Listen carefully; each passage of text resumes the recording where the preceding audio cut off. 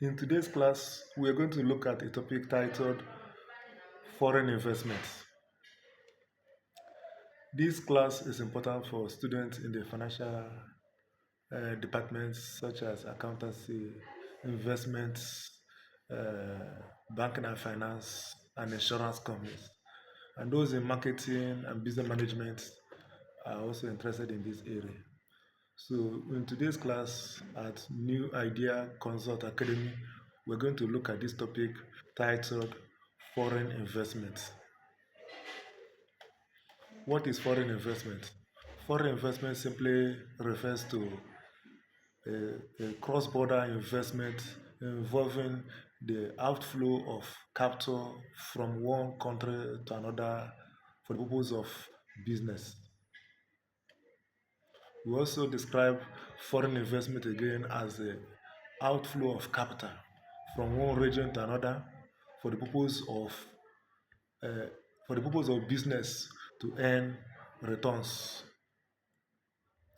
And so, in foreign investments, we are looking at where somebody moves out of his own country to go and invest in another country for the purpose of getting returns on the investment.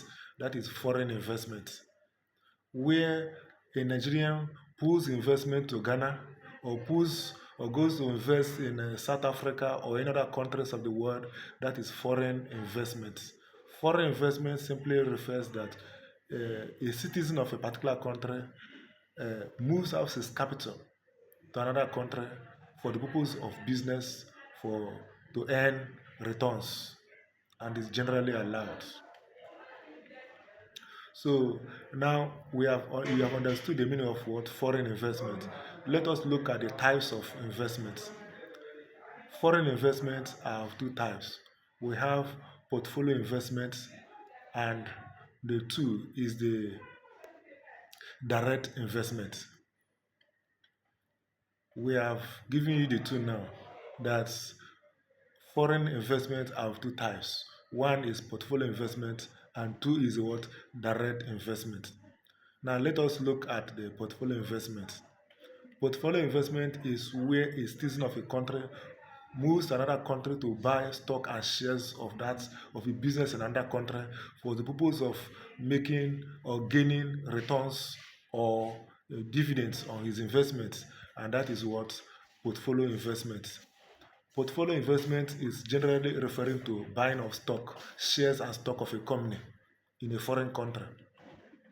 So you buy a stock of a company in another country, that stock and shares or debenture or preference share capital, you secure those investment portfolio with the purpose of gaining your returns or investments or your dividends on investment.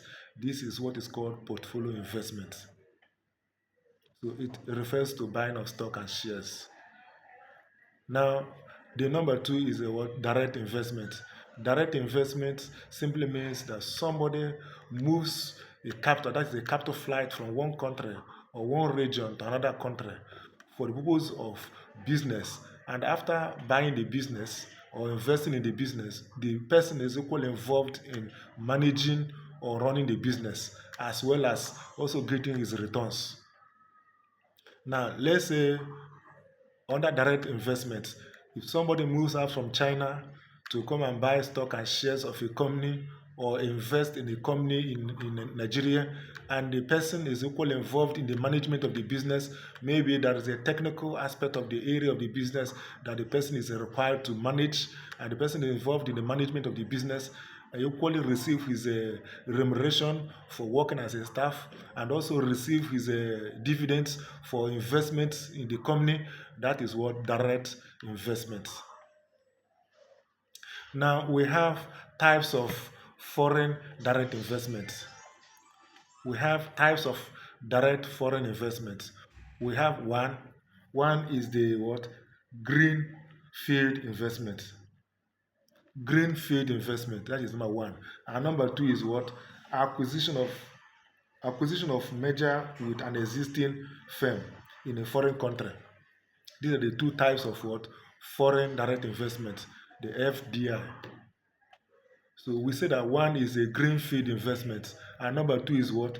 Acquisition of merger with an existing firm in a foreign country. So let us explain the first one. Under green field investment, which involves the establishment of wholly new firm in the foreign country. It involves greenfield investment involves the establishment of what? Wholly new firm in the foreign country. You don't buy shares of that company. You establish a new company in that foreign country. That is a greenfield investment. The foreigner comes to a particular country and they establish a new company, and manage there is say the new company, and that is what that is what is called greenfield investment.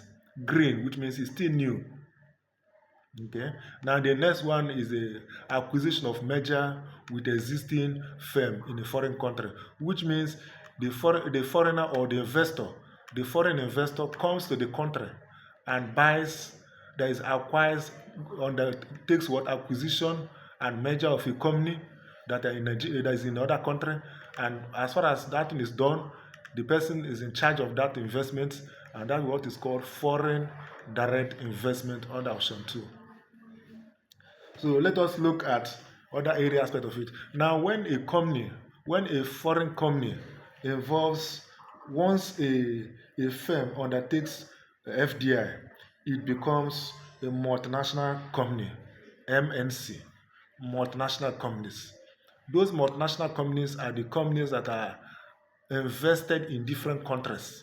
Like if a companies in China, enterprises, organization in China invest in Nigeria, invest in South Africa, invest in US, invest in different countries of their choice, that company becomes a multinational company. Once a foreign company undertakes investment in another country, it becomes a multinational company, MNC. Now let us look at other aspect of the foreign investment. We have the variables in MNC. The variables in what? MNC. MNC means multinational corporations. What are the variables? That if any company or any investor want to embark on a foreign investment in another country, what are the variables that the person have to contend with, or have to conduct a research, a business plan, or a research to find out whether the business is going to succeed in that area? Those are the variables. What are those factors that can cause a change in the climate or whatever of the business? Now, those factors, one is what? Financial variables. Then number two is the political variables. And number three is socio-cultural variables.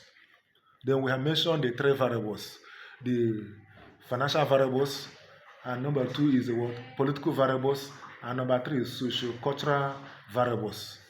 Now let us have a look at the content of those variables.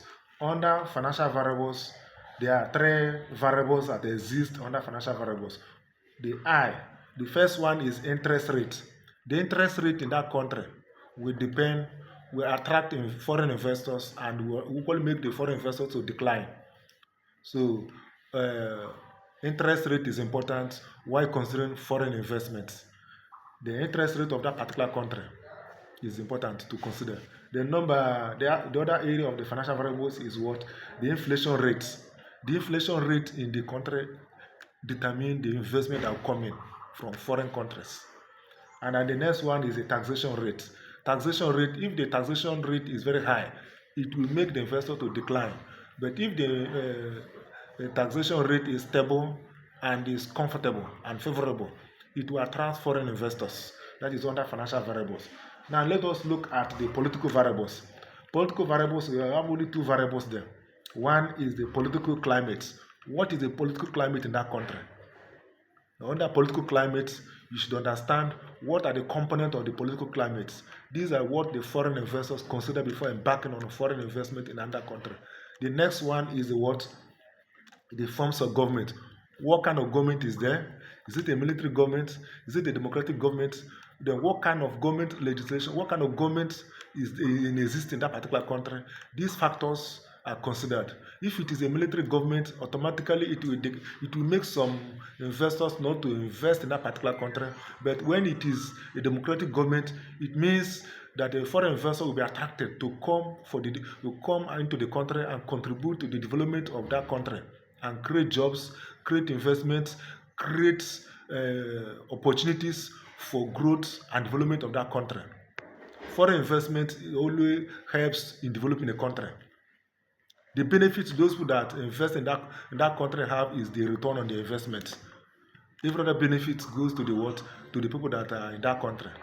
So under political variables, they have to consider the political climate, and two, they have to consider what the forms of government. Then the next one and the last one is the socio-cultural variables. Under socio-cultural variable, there are three variables you have to consider them.